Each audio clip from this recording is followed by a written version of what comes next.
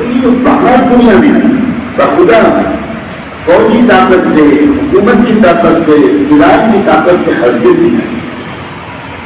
صحابہ تو عجیب بات کہتی بڑی بجائے میں نے صحابہ تو یہ کہتے تھے بعض ملکوں کے حکمرانوں سے کہ آپ ہی حکومت کریے، انصاف کے اصول ہم سے سیکھ لیجیے، ہم واپس چلیے.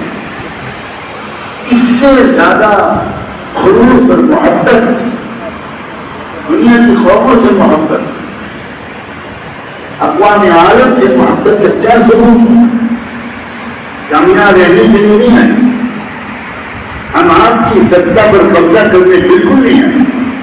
ہم تو صرف یہ چاہتے ہیں کہ انصاف ہو سب کے ساتھ اور برابری.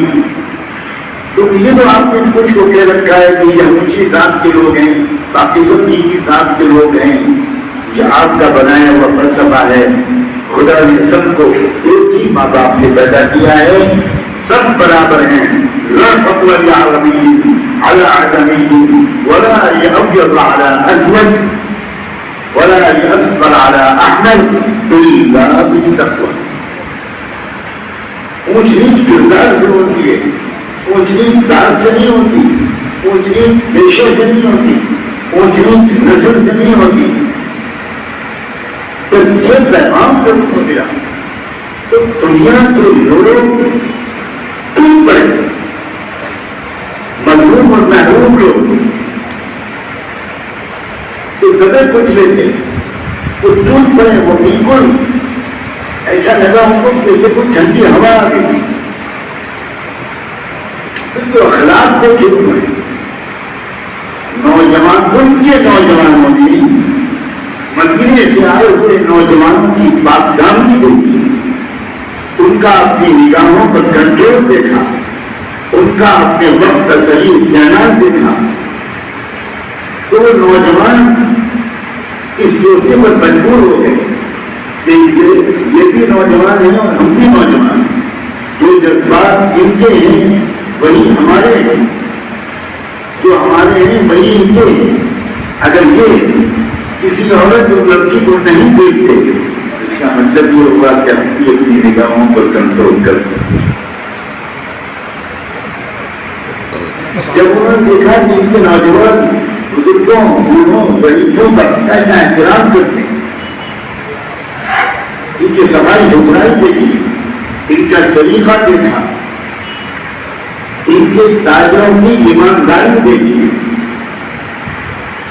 ان کے مزدوروں کی ایمانداری دیکھی. اللہ اکبر.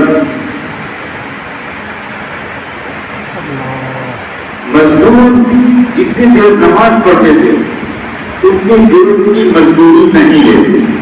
وہ صبح سے شام تک مزدوری کرتے تھے. صحابہ، تابعین، اور وہ مزدوری کرنے میں اگر ان کو ظہر اور عصر پڑھنی ہوتی تھی تو وہ مالک سے مزدوری لینے سے پہلے بتاتے تھے اتنی دیر تک ہم نے کام چھوڑ کر نماز پڑھی، اس لیے دن بھر کی مزدوری جو طے ہوگی اس میں سے اتنا کم دیجیے.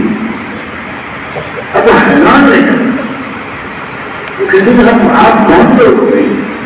تو وہ کہتے تھے ہم بھی ویسے ہی تھے، ہم بھی ظالم تھے، ہم بھی دھوکہ دیتے تھے، ہم بھی جھوٹ بولتے تھے، ہم بھی زنا کرتے تھے، ہم بھی شراب پیتے تھے، لیکن ہمارے درمیان ایک رہبر ہے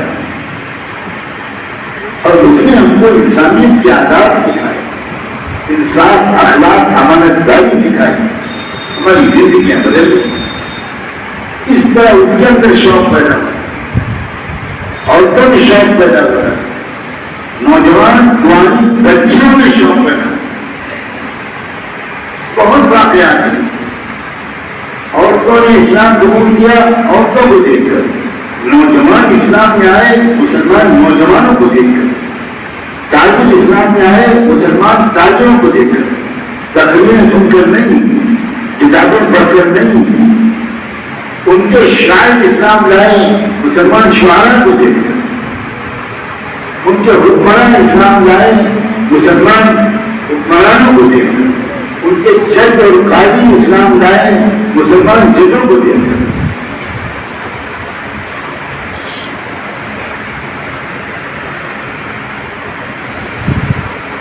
آج جو ہمارے